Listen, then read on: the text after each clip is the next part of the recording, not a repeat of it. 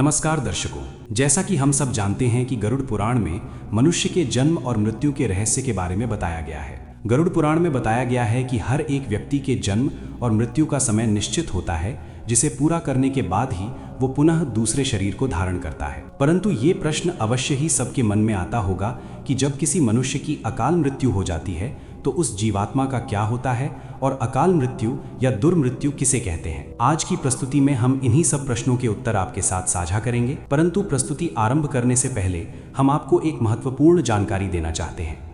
हमारा उद्देश्य केवल आपके ज्ञान में वृद्धि करना और सनातन धर्म से आपको जोड़ना है।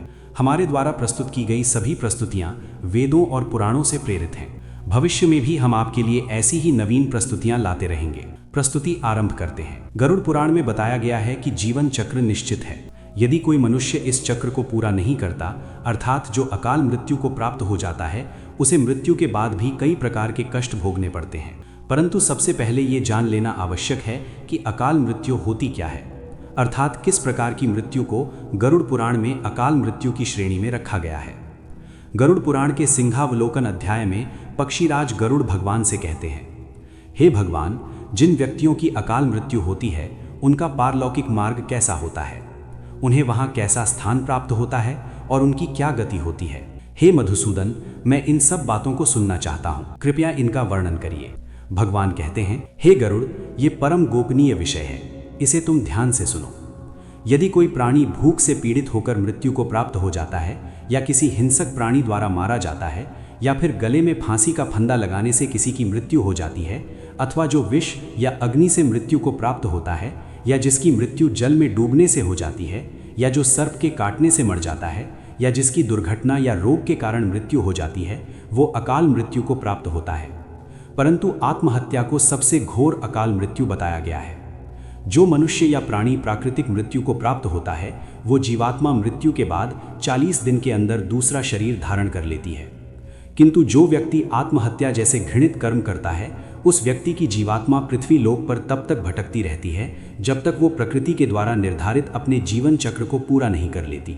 ऐसी जीवात्मा को न तो स्वर्ग लोक की प्राप्ति होती है और न ही नरक की।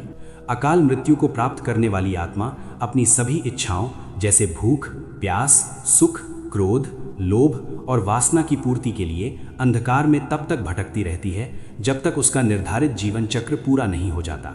हे पक्षीराज, तुम्हारे मन में ये प्रश्न भी अवश्य आता होगा कि प्राणी की अकाल मृत्यु क्यों होती है। ये भी ध्यान से सुनो। जिस प्राणी की मृत्यु निर्धारित समय पर होती है, वो शीघ्र ही यमलोक चला जाता है। प्राचीन काल से ही हमारे वेदों और पुराणों में मनुष्य की आयु 100 वर्ष निर्धारित की गई है। किंतु जो व्यक्ति निंदित कर्म करता है, वो शीघ्र ही विनाश को प्राप्त होता है। जो वेदों का ज्ञान न होने के कारण निंदित कर्म करता है, जो आलस्य के कारण कर्मों का परित्याग करता है, जो सत्कर्मों का सम्मान नहीं करता और जो परस्त्री में आसक्त रहता है, ऐसे महादोषों के कारण मनुष्य की आयु क्षीण हो जाती है। श्रद्धाहीन, अपवित्र, नास्तिक, नियमों का परित्याग करने वाले, असत्यवादी और पाप कर्म करने वाले व्यक्ति की अकाल मृत्यु निश्चित बताई गई है। जो अपने कर्तव्य का त्याग करता है, दूसरों को हानि पहुंचाता है और अन्यायों से जीवन जीता है, वो भी निर्धारित समय से पहले अकाल मृत्यु को प्राप्त होता है। फिर पक्षीराज गरुड़ बोले, हे कृपानिधान, आपने मुझे अकाल मृत्यु और उससे मिलने वाले कष्टों को भली भांति बताया। हे प्रभु, अकाल मृत्यु के बाद कौन सी आत्मा किस योनि में भटकती है, कृपया मेरे इस संशय को दूर कीजिए। भगवान ने कहा, हे गरुड़, तुम मेरे प्रिय भक्त हो, इसलिए प्राणी की मृत्यु से संबंधित ये गोपनीय बात ध्यान से सुनो। जो पुरुष अकाल मृत्यु को प्राप्त करता है, वो भूत, प्रेत, पिशाच, ब्रह्म राक्षस या क्षेत्रपाल की योनि में भटकता रहता है। यदि कोई स्त्री अकाल मृत्यु को प्राप्त होती है तो वो भी इसी प्रकार की योनियों में भटकती रहती है, परंतु उसे अलग अलग नामों से जाना जाता है। जैसे यदि कोई नवविवाहित स्त्री अकाल मृत्यु को प्राप्त होती है तो उसे चुड़ैल कहा जाता है, और यदि किसी कुमारी कन्या की अकाल मृत्यु हो जाती है तो उसे देवी योनि में भटकना पड़ता है। इन सब के अतिरिक्त गरुड़ पुराण में अकाल मृत्यु के बाद आत्मा की शांति के लिए अनेक उपाय भी बताए गए हैं, जिनकी जानकारी हम आपको अपनी अगली प्रस्तुति में देंगे।